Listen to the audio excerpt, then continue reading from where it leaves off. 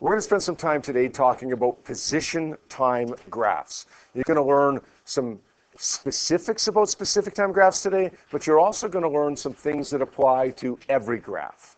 For instance, the title of this graph is a position time graph. That means that position will be on the y-axis of the graph, and time will be on the x-axis of the graph. The title of a graph, this one or any other graph, is always going to be whatever's on your y-axis versus whatever's on your x-axis. Remember that. When we do a lab tomorrow and you have to plot a graph, I'm going to tell you what the title of that graph is, and you're going to be expected to know which variable goes on the x-axis, which variable goes on the y-axis. The one that I say first is on the y-axis. The one that I say second is on the x-axis.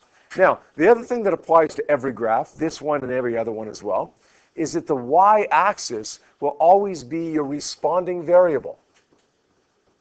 You guys remember what a responding variable is, what a manipulated variable is from Science 9, Science 10? The manipulated variable, which always appears on the x-axis of a graph, is the variable that you change, the variable that causes change. So whatever causes the change appears on the x-axis, and whatever changes because of that appears on the y-axis. So in this case, time is the manipulated variable. We're not physically manipulating or changing time, but it's the change in time that causes position to change, right? As time goes by, oh, your position is going to be different as a result of the time changing. Because time is the manipulated variable, it goes on the x-axis, and it's listed second in your title. Because position is your responding variable, it goes on the y-axis, and it's listed in your title first. Position versus time, y-axis versus x-axis, or responding variable versus manipulated variable. Now, let's look at these graphs specifically, position and time. One more thing I should have mentioned, actually. When you do your lab tomorrow or any other lab, make sure that when you label your axes, position and time, for instance, make sure that you use words. I'm abbreviating them here, D and T. You're not going to do that. I've only done that because this page is going to look a little cluttered if I start putting all those words in there. It should say position, the word position on the y-axis, and it should say the word time on my x-axis. Now, let's look at the first graph that we see here. Tell me what's going on. Position versus time, it's a straight line graph. What does that mean? Yes, it's moving at a constant rate. Specifically, it's a constant positive velocity.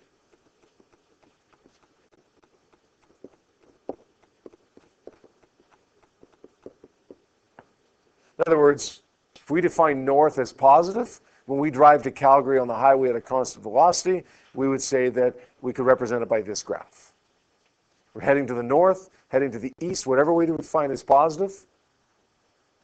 If we're moving in that direction at a constant velocity, then we could represent it by this graph. What's the second graph? Position's not changing. In other words, the object is stopped, right? We could say it's stationary. The object is stopped. You could also say it's a constant velocity. But it's a very specific constant velocity, a constant velocity that's equal to 0, a constant 0 velocity. What's the third one? Position versus time. It's a straight line again for the third time in a row. Constant velocity. What is the straight line starting to represent for us? Constant velocity, right? This is a constant velocity as well, except that this one is what? Yes, we're going to say a constant negative velocity.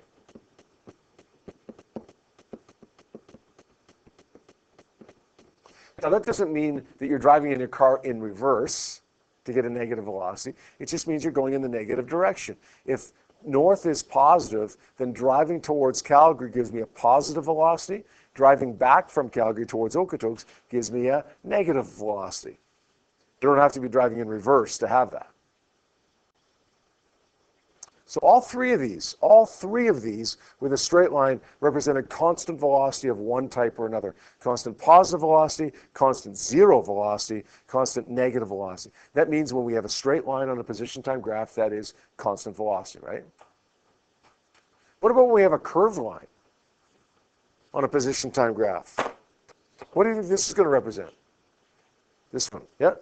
Yeah, this one is a positive acceleration. In other words, since we're going in the positive direction here, it's speeding up. I'm going to say positive acceleration, but you could say speeding up. That would work. Don't just say acceleration, because acceleration could mean speeding up or slowing down, right? Positive acceleration is speeding up. Or you could just say speeding up. What about this last one? It's a curved line. What do curved lines represent? Changing velocity, right? So this is acceleration, but specifically this would be deceleration. I'm going to say negative acceleration. But if this is a quiz or a test and you said it was deceleration, I'd take that. I'm just saying positive, negative so that I can be consistent across the 5 diagrams. Now, there's several things that I can find from a position time graph. Some of them are really, really easy, actually. The first one that I'm going to find is the velocity. Let's assume that it's a straight line graph, because right now we're not going to learn how to find the velocity on a curved graph. On a straight line graph, it's easy. On a straight line graph, the velocity is the slope of the graph. Do you guys remember slope? You did that in math class. You've also done it in Science 10. What is it? Go ahead. Y equals mx plus b. Yeah, m would be the slope there, right? And how do you calculate the slope? I think you said it. Rise over run. Or you could say delta y over delta x.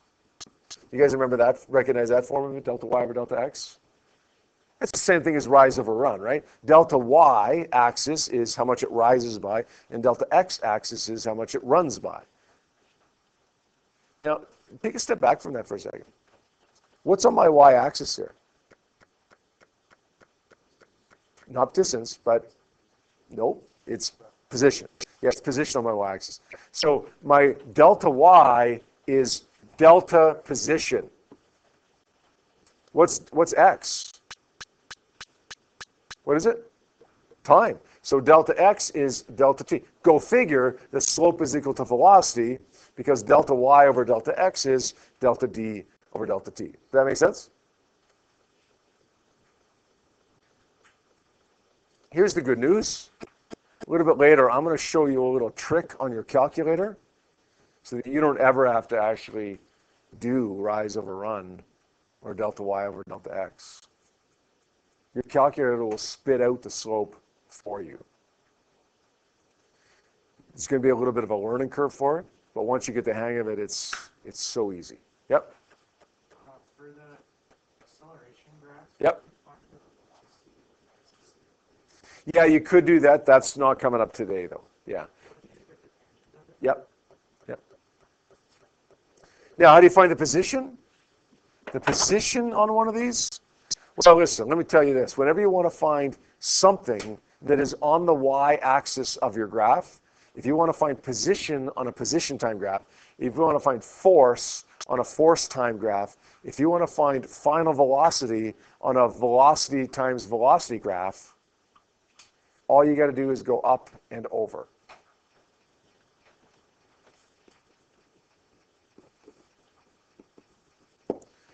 At this moment in time, to find the position, we'd go up and over. That would be the position. The position at this moment in time, go up and over. That would be the position. At this moment in time, up and over. That would be the position. At this moment in time, up and over. That would be the position. You want to find the position on a position time graph, up and over. You want to find the momentum on a momentum force graph, you go up and over. Whenever you want to find what's on the y-axis of the graph, just go up and over. And average velocity? You guys so know this. How do you find average velocity in any context? Whether it's a word problem or a graph or any other context. You guys know this. What equation will give me average velocity anytime?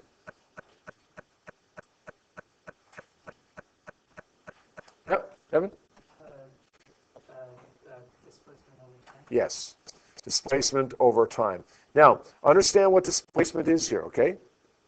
Displacement is change in position, final minus initial position.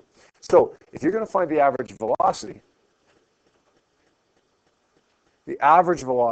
maybe on this graph, maybe on this graph, on any position versus time graph, you need the total displacement. And to get the total displacement, you're going to go up and over to get the final position.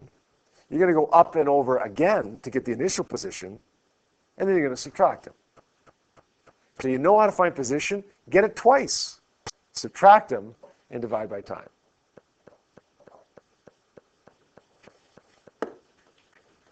Here's your example. This is number 5 on your sheet there. It's a position versus time graph. Notice on the y-axis of this graph, it's position. Of course it should be, because it's the first word that's mentioned in the title. Time is on the x-axis. What would be my manipulated variable in this experiment? Time. My responding variable would be position. You might know that because you might just remember it from what I told you, or you might know it because time is on the x-axis and position is on the y-axis.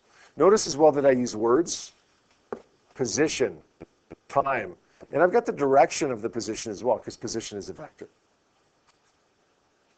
All right, what do I want to find by this? There's 5 or 6 things that I want to find. The position of the object at 10 seconds. You guys remember how to find position? We just went through it a minute ago. How do you find position? How do you find anything when it appears on the y-axis of the graph? What is it? Up and over. So let's go to 10 seconds. Let's go up and, whoops, let's not do that. Let's go to 10 seconds. Let's go up. And ideally, you're using a ruler here. Up and with a ruler over. And if you did that with a ruler or a straight edge, you would find that the position at 10 seconds is 30 meters. It's plus 30 meters, which means, of course, that it's 30 meters to the east, as long as we're defining east as positive. Up and over, that's easy enough.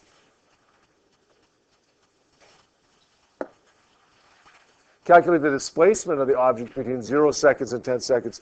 Displacement, remember, is change in position. If we want the change in position, we need 2 positions. What's the initial? What's the final position? Well, my final position at 10 seconds is 30 meters.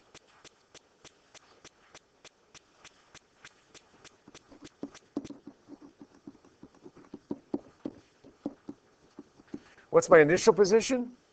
Well, at 0 seconds, my initial position is 80 meters. So I'm going to say my change in position is 30 minus 80, which gives me negative 50 meters. I can leave it that way, negative 50 meters, or I could have written it as what?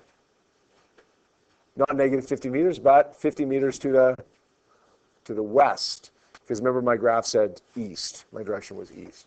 Negative 50, 50 to the west, either one of those would be okay. Average velocity between 0 and 10 seconds. It's a constant velocity. So you could find just the slope of that graph. Or you could say v is equal to delta d over delta t. It's the same thing.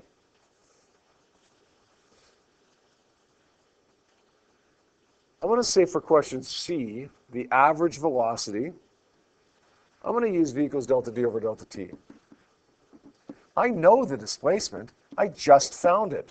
It's negative 50 meters between 0 and 10 seconds. The time between 0 and 10 seconds is 10 seconds. When I divide those two numbers, I get negative 5.0 meters per second. What's the negative mean? West. What did we say about that shape of graph just a few minutes ago? That represents a constant, be more specific, a constant negative velocity. What did I just get for my velocity? Negative 5 meters per second. D, determine the instantaneous velocity at 2 seconds. What does that word mean? Instantaneous velocity. Andy, what do you think that means? Yeah, the velocity at a specific time, at an instant in time. So what is the velocity at 2 seconds? What is the velocity at 7 seconds? I never showed you how to find that. Negative 5. How do you know it's negative 5 at 2 and at 7 seconds? Yes, good. It's not changing, right? If that's a straight line, that's a constant velocity. So if the average is negative 5, well, then the average would be the same as what it is everywhere, right?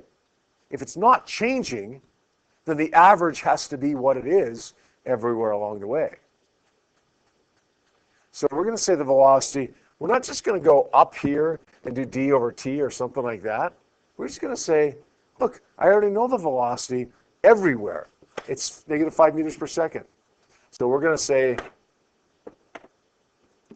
that the velocity everywhere along the path is negative 5 meters per second. I'm going to leave you with 6 questions. The good news is those 6 questions are just like these. It's your worksheet number 3. Worksheet number 3, it's questions 1 to 6. But really it's like A, B, C, D, E, F. It's all related to the same graph. So it should go fairly quickly for you. Let's get a head start on that now and maybe not have anything to take home with you tonight.